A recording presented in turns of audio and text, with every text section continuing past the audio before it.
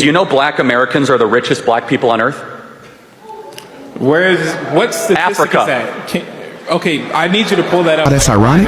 You can. Last year, Black America in 2016, we spent $2 billion on Air Jordans, $4 billion on liquor and alcohol, $600 million on fast food, and we bought twice the amount of Mercedes Benzes as white America, although white America has twice the wealth of black folk. So why did I and so many guys who look like me have such a strong desire to spend our money on luxury, depreciating, flashy items? There are numerous reasons why, but I want to highlight three. Historically, when black Americans were allowed to operate freely, they built wealth rapidly. That part is undeniable. For instance, Bill Gates owns $63 billion worth of assets. And I think a guy named Lawrence Ellison owns 50 billion. And that's just two billionaires, two men. Do you realize that they own more than all the 39 million black Americans in America? Isn't that remarkable? And then people talk about us being poor. We're not poor. We're just broke. The generations. Black people didn't have the generational wealth to pass down.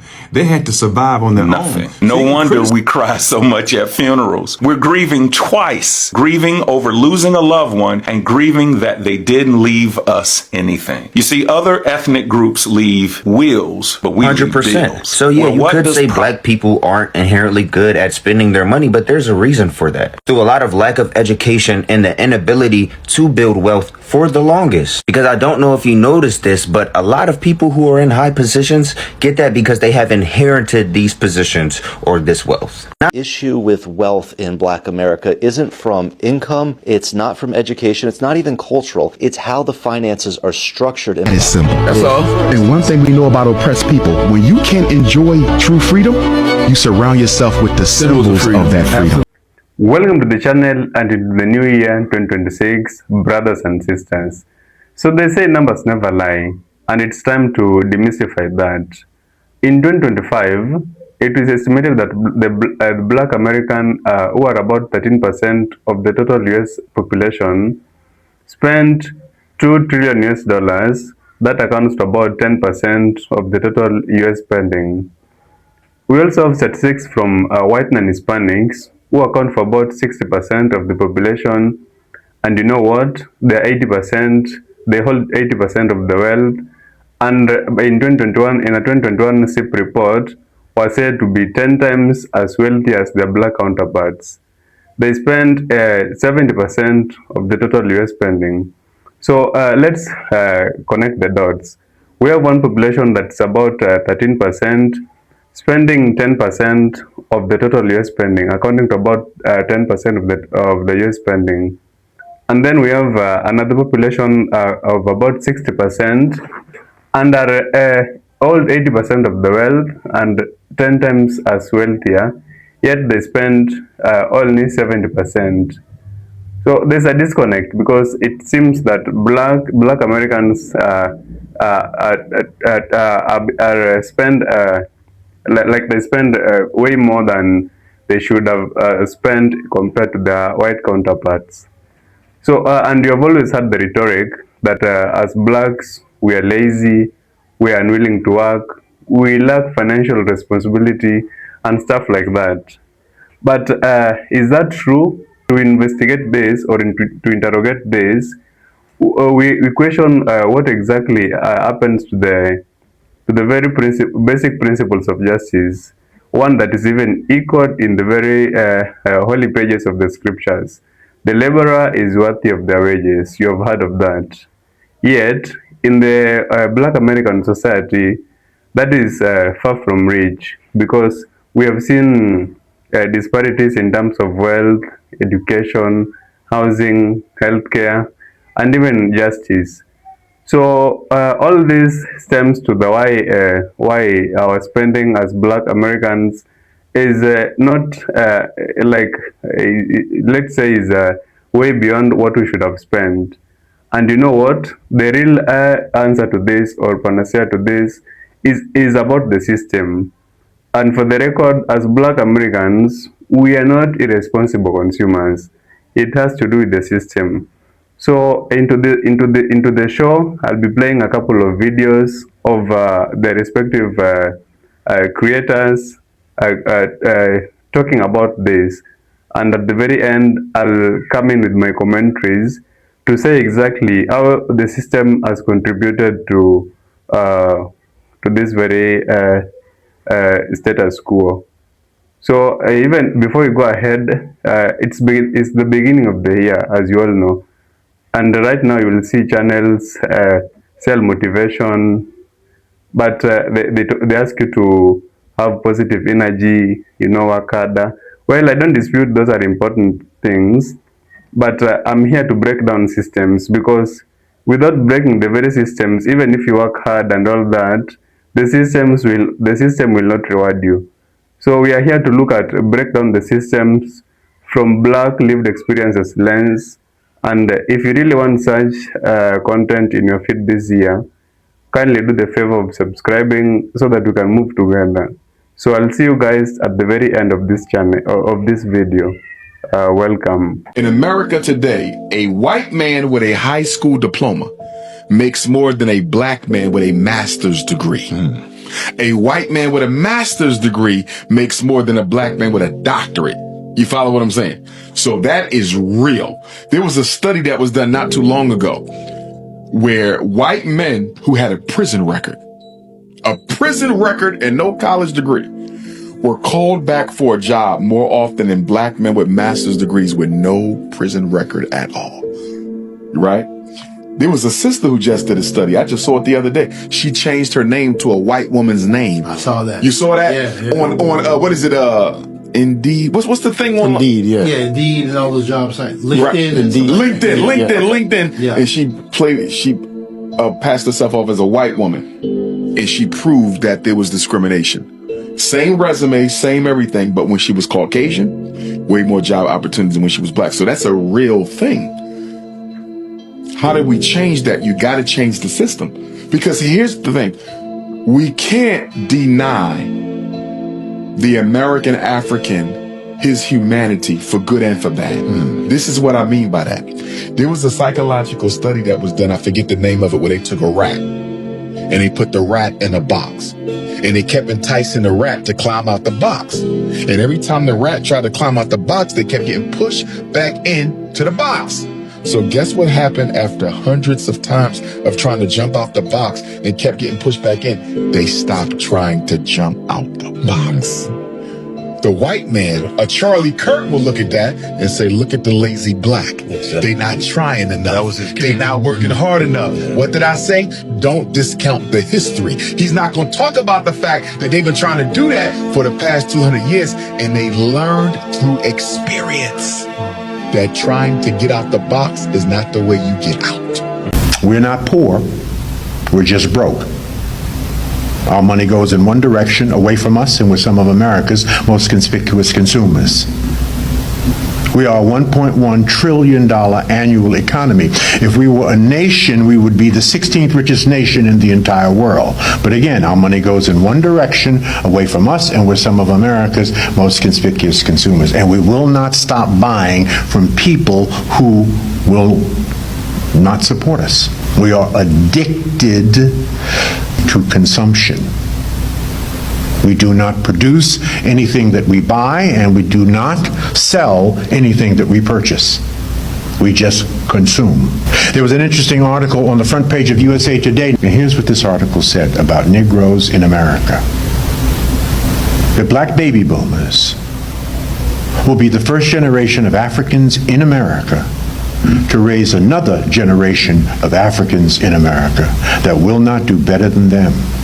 So in the 400-year history of our people, Mr. Hill, in this country, we are the only generation to raise another generation that will be worse off.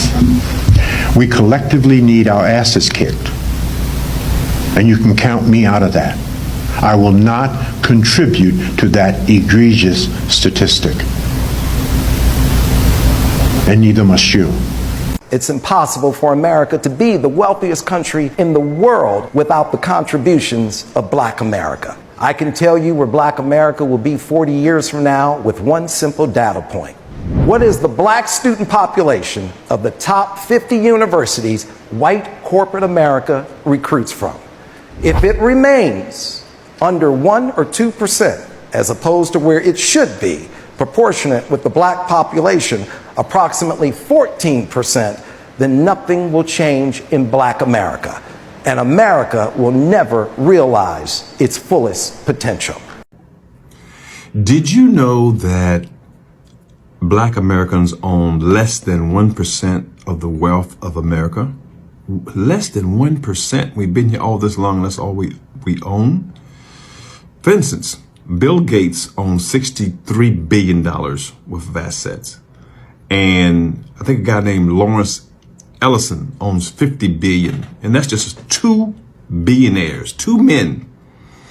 Do you realize that they own more than all the 39 million Black Americans in America? Isn't that remarkable? And then people talk about us being poor, Black Americans, because we haven't been able to break into the world of white people who owns the majority of the money. And white people are not going to give you and want you to come as their competitors. You are their base for making money off of your Jordans, off of your Nikes, off of your whatever you do that you spend your money on. They want you to keep spending money so they can be rich, send their kids off to college. The Asian communities owns all the products for the hair, and a lot of people in America, Black especially, buy these Asian hair products, and we don't have any interest in it. And that money goes all over the world, but never back into the Black community. Yet we do a service for these people. You know, a lot of foreigners come over here and build their business in the Black community and ship that money back to foreign countries and take care of their families. You know, there's no wealth. We need to be owners of our businesses, of our goods. The ownership is where the wealth and where you build the foundation of wealth. There is no wealth in public housing. There's no wealth in welfare. There's no wealth in teenage pregnancy or crime or drugs. We as African Americans have to get into ownership, and we have to work together to be owners. We have to support each other. If we don't do that, we'll suffer our own peril. White people tell us, you need to stop being lazy. We're not lazy. You've worked the heck out of us all these years. And you've labored over us, and you stole our money, and you took our stuff, and now you're rich, and says now you get up. Wait, we were getting up and working hard at one time, but that while you were resting, and now you want us to get up and work because a few of you out there have worked hard for your money, but a lot of you got your money by passing down from generation to generations. Black people didn't have the generational wealth to pass down. They had to survive on their own. So you can criticize all the white people, all the Black people you want to, but take a look at your own history and see how you have treated Black people and how you have oppressed them. My question to you is, when did God give you the authority and the right to oppress me because I'm Black? Tell me. This is Gilbert Wilkerson. This is Black Society. Do you know Black Americans are the richest Black people on earth? What statistic Africa. is that? Okay, I need you to pull that up like right Fine. now. You can. Black Americans per capita on average. Can you pull that up? I'm hosting an event right now. I don't know what to tell you, but anyone can fact check me on this. So you cannot find a Black majority country or any country where Black people have significant representation where they are as wealthy, because even the poorest people in America are in the top 5%, the top 2% of wealth around the world. And so my whole belief is stop acting like you're a victim and start making better choices. Not acting like a victim, whoa. This is not a victim mentality. No, it fundamentally is, because white people are not out to get you. There is nothing holding Black people back. Let me say that again. There is nothing holding Black people back. In fact, the opposite. You can get into colleges with lower test scores, but you could say things that white people can't say and not be fired for it. No place in Black America you can go and find the 4 essential institutions needed for a community: bank, school, supermarket, hospital. And you know why that's ironic?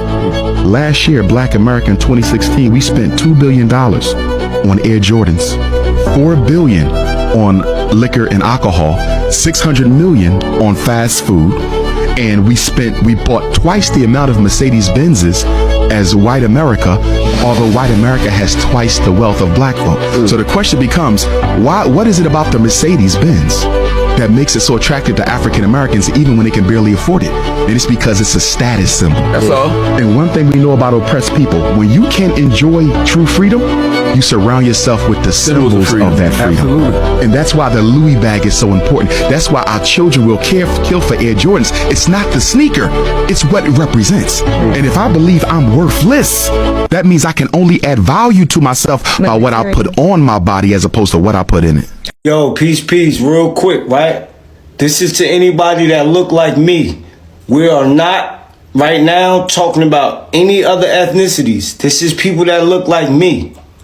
Listen to your spending power. I've been telling y'all about this for a couple years. Listen to our spending power here in this country. Check this out. So here's the deal. The black people have a higher income per year, 1.6 trillion, than the gross domestic product of Russia that just invaded Ukraine. The Russian unscared. The Russian unscared all of Europe. They don't scare the whole world. They got nuclear missiles that we can't even stop. They have the first hypersonic missiles, by the way. They can get around the world in just a few minutes that we can't even shoot down. Listen. So this country that has weapons that the United States government can't even keep up with has lower income per year than the black community. Give me a yes if you are following this. I need y'all to sink this in. I need y'all to kind of sit on that for a minute and understand how powerful your wealth is. You can do anything you put your mind to. You just have been told. You have been fed fake news. You've been given false information. You've been given a bunch of lies that tell you that you're this poor little weak, pathetic, downtrodden group of people where all you know how to do is protest and cry whenever somebody's abusing you. That is Listen. You just need to train children to build institutions. That's all you need. If I'm pouring my energy into institution building, I'm going to have institutions. If I'm pouring my energy into developing businesses, I'm going to have more businesses. If we pour our wealth into developing economic systems, then we can have these things. If we put our energy into building our own schools instead of applying for jobs, working for other people, then we can have our own schools. Check so let me keep going. I'm keep reading. So black people have more income than Russia. We have the other countries that we beat out in terms of annual income. Just so you know, if we were a country, we'd be in the top 10. We're tied with Canada. Canada's 1.6 trillion. So y'all have the GDP of Canada, by the way. In case you didn't know, in case nobody told you.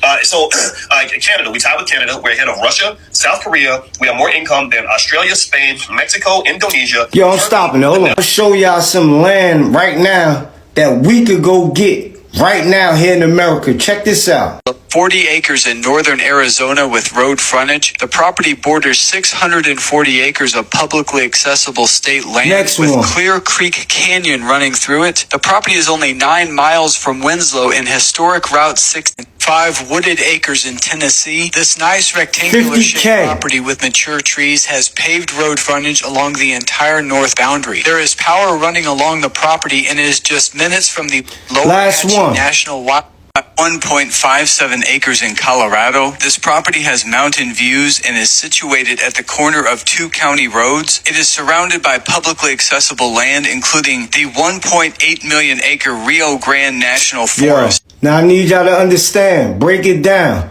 We do not have a finance problem. We have a mindset issue.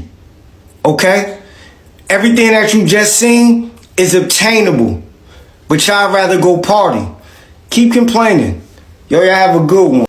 You see, the average black family passes on, listen to this, $0 to the next generation. Yep, I said 0. That means when somebody dies, the family gets nothing. No wonder we cry so much at funerals. We're grieving twice, grieving over losing a loved one and grieving that they didn't leave us anything. You see, other ethnic groups leave wills, but we leave bills. Well, what does Proverbs 13:22 say? A good person leaves an inheritance to his children's children. That means our money should impact at least 3 generations. It should impact ours, our children's, and our grandchildren's. So we have to start building generational wealth. Tell me this real quick. If black people are the biggest consumers in America and we only make up 14% of the population, then why out of the 14% is 20% of us still living in poverty? We spending trillions trillions, but not owning anything but a pair of Michael Jordan tennis shoes. So where's the money going? If we have all of this buying power, why are we still broke? That doesn't make sense, right? Unless somebody's profiting off us staying poor, or unless the system is designed to keep us consuming and never producing or building anything. Y'all explain that for me. How are we the biggest spenders, but somehow we're still at the bottom? Where's all of the money going?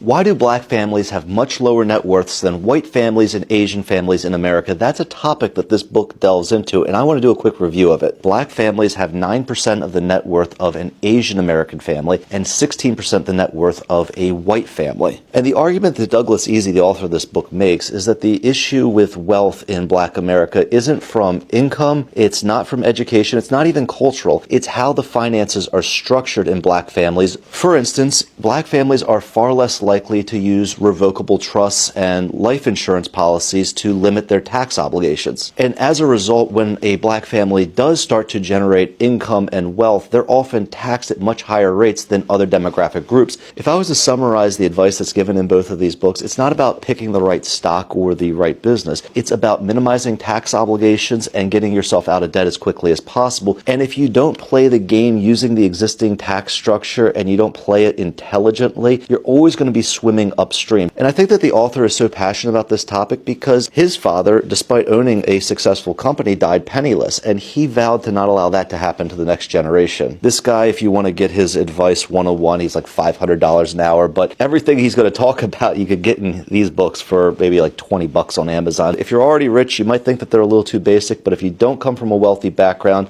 this is really going to be eye-opening. Anyway, I hope this is of value to you. Hopefully you'll enjoy this book if you order it, and I'll see you guys on the next video. I don't understand how fucked up America gotta be for you to work hard and still have no fucking where to go. It's just like, oh my gosh, when is it all going to end? Like, y'all, it's so bad to the point where even though you work, you more than likely can't even eat every day.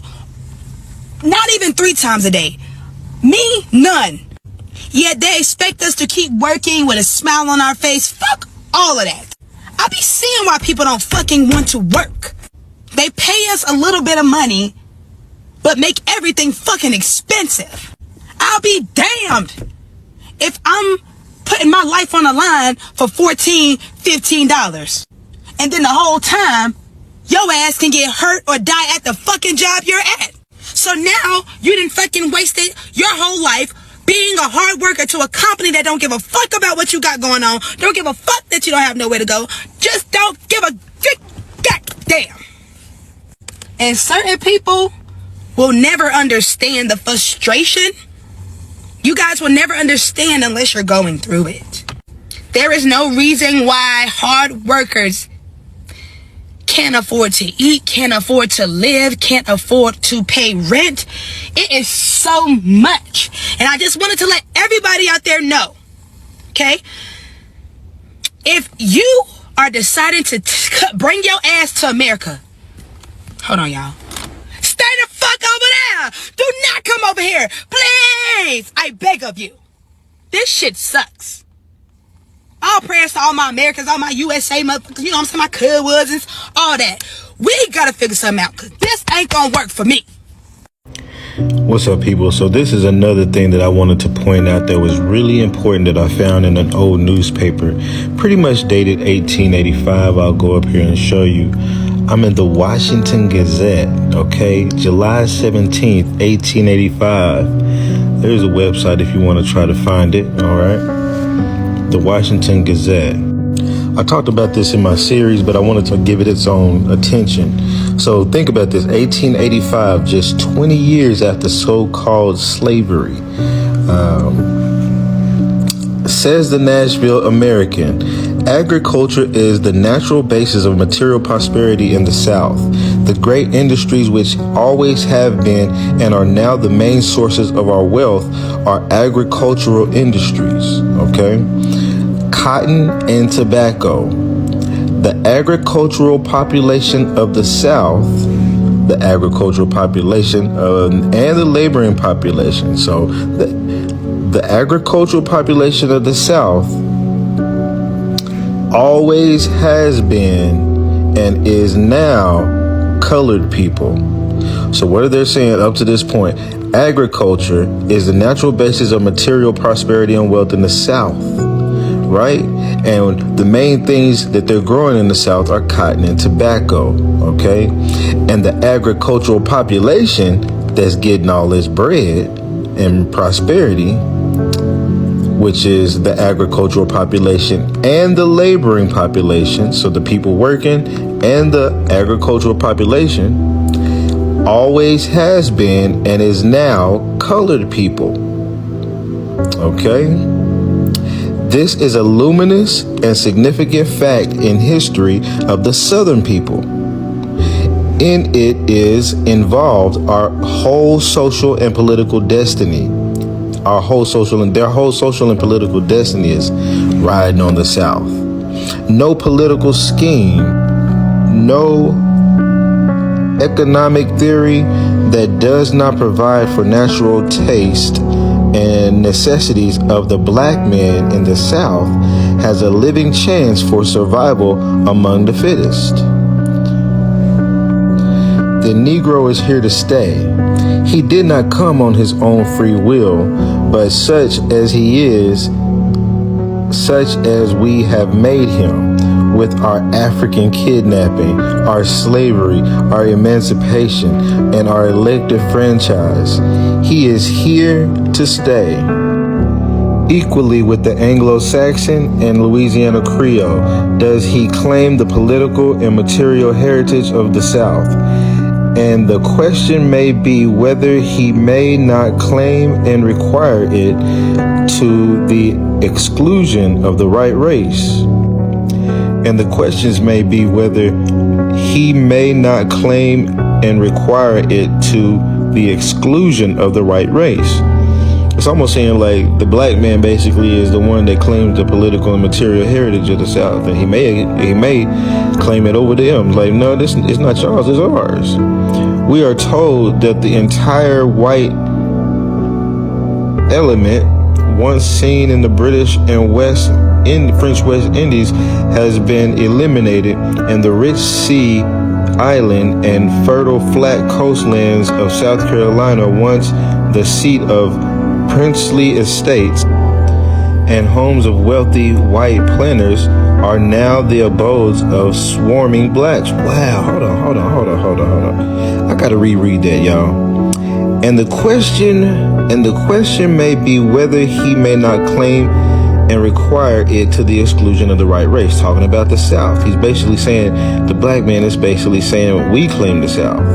And then it says, we are told that the entire white element, once seen in the British and the French West Indies, has been eliminated, and the rich sea island and fertile flat coastlands of South Carolina, once the seat of princely estates and homes of wealthy white planters, are now the abodes of swarming blacks, who appear to be gradually pushing the entire white population from the coast rim into the highlands. I don't know, man. If you ask me, like, what are they trying to say? What they're trying to say, I mean, what this is saying is that the black people controlled the South in 1885, 20 years after slavery. And that doesn't make sense. And then on top of that, not only that, do we control the South, and which are the natural resources and everything of it, the agriculture from it, but now we're the ones taking over all the homes that the wealthy white planters in them had in 1885. So obviously that whole slavery thing doesn't really hold up, but it makes me wonder even more so, what have they written out of our history?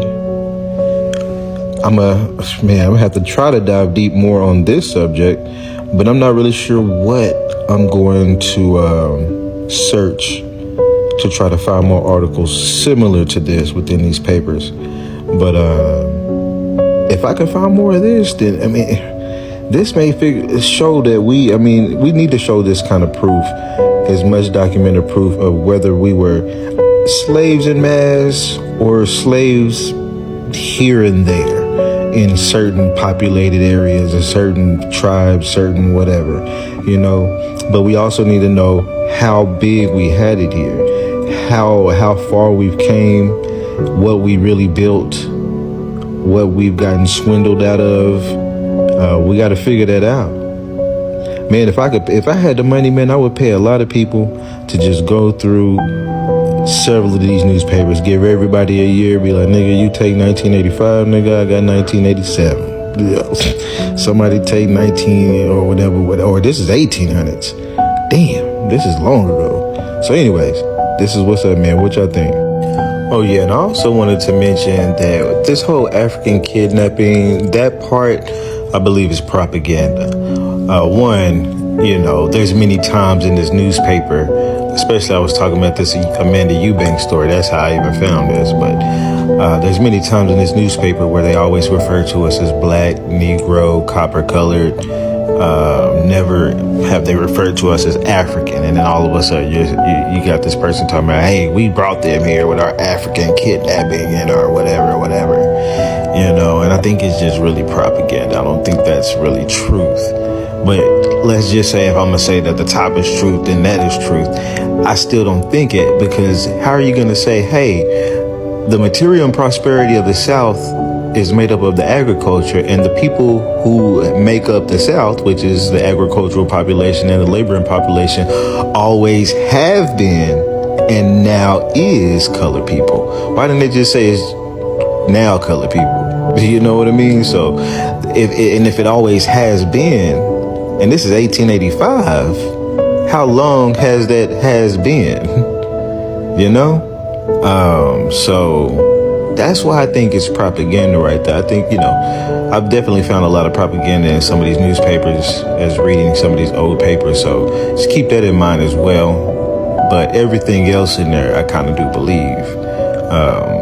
Because why would they talk about us taking over white princely estates with wealthy white planters?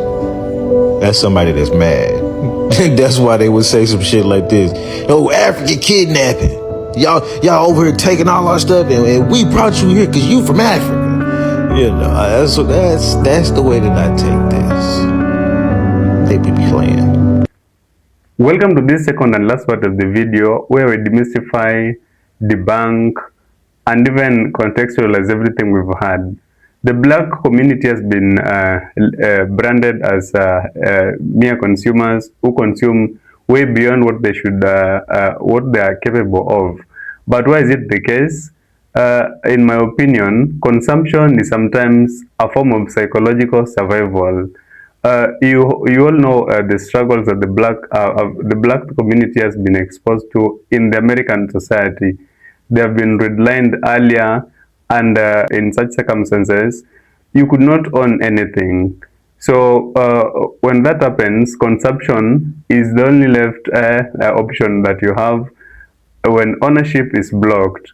We also had discriminatory lending, which meant that we wouldn't accumulate as much capital as our white counterparts who are freer. The other thing is on inheritance. We didn't have anything to inherit. So every other black American generation basically starts from zero. So the system rewards black spending, but not black ownership. You need to get that when you spend, the system is happy, but when you own, it frowns at you. So I open that sometimes buying something nice isn't stupidity. It's a form of self-preservation. So you also have the black Americans do that as a form of upholding their dignity, as a form so that they are visible, and so that they can be seen as also is a form of expression, in other words. But the silent killer or the core of this is about inheritance. Most black people, they are not poor because they haven't worked hard. No, that's not the case. They are there just because they didn't inherit anything, or they didn't have anything to inherit.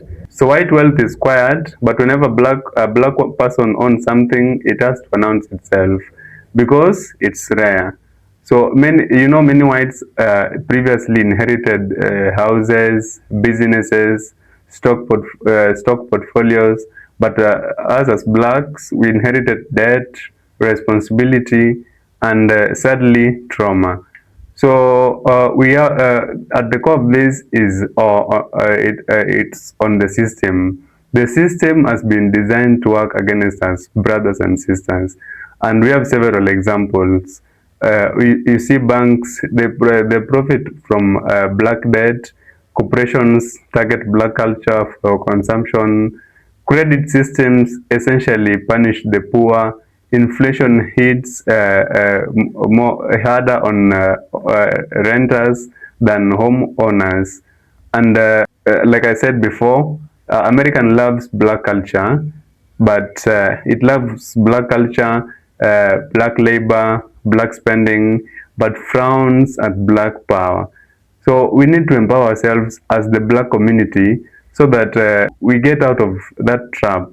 And another reason why we don't own as much is because if you have ever tried business, you know it involves a bit of risking, and as Black Americans or as the blacks, there isn't that luxury to try a couple of things.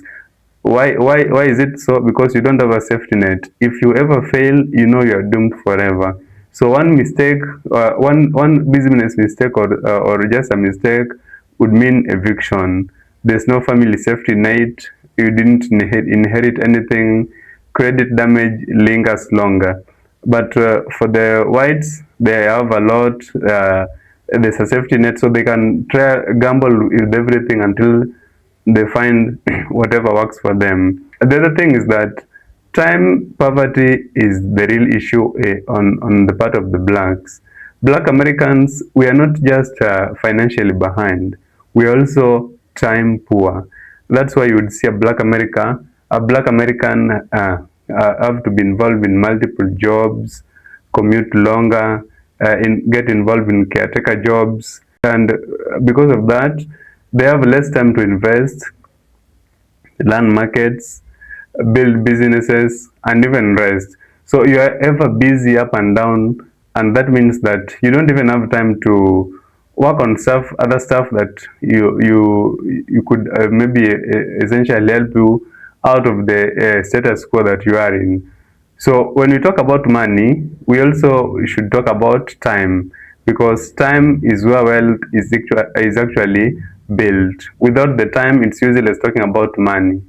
Lastly, as I come to the close of this, the system rewards black struggle, brothers and sisters, and this we have to say 1,001 times, that the system rewards black struggle. So the moment we acknowledge this, we can always find a way of getting out of that. And they pretend it's accidental, yet they know it's very deliberate on their part. They never want the black American to rise. The system is always there to pin you down in whatever way. So once you see that design, you should stop blaming yourself, because it's now time to come to a full realization that indeed the system was designed to work against us. But how can we overcome this so that we reverse that sorry state of affairs? So once we realize that, I hope that 2026 and beyond, we'll be empowered to do whatever we can do to get out of where we've been stereotyped to be.